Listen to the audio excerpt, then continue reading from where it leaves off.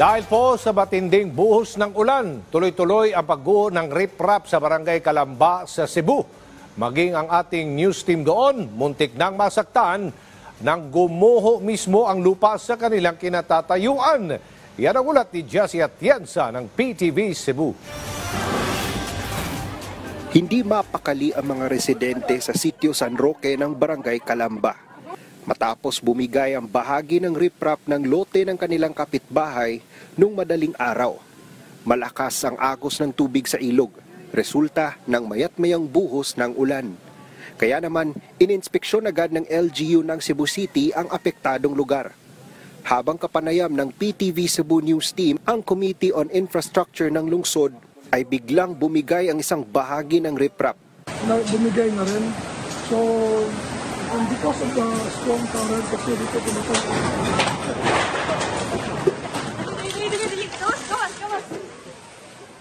Mabilis namang nakalabas ang PTV Cebu News Team kasamang ilang mga taga-media.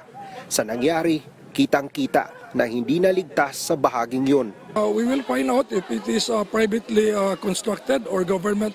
Pero the way pagka-design, parang hindi maganda pagkatrabaho. Kaya nung bumigay sa baba, pati yung sa ibabaw, tinamaan na rin, bumigay na rin. Kaya nag-collapse na rin. May nakita tayo, may bumagsak ng mga part ng structure. Dahil kasi malakas yung current eh. So yung kuha natin, we will have this investigated. Maya-maya, biglang nagulat ang lahat nang may malakas na pagkalabog na narinig.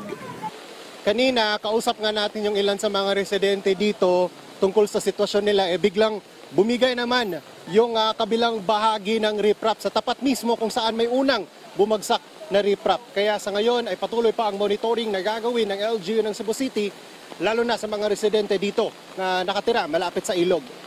Sa ngayon, isa lang ang sigurado. Habang patuloy ang pag-ulan at malakas na agos ng tubig sa ilog, ay hindi rin magiging kampante ang mga residente na maya't-maya ay nag-aabang sa mga susunod pang banta ng pagguho ng riprap. Mula sa PTV Cebu, Jessie Atienza, para sa Bayan.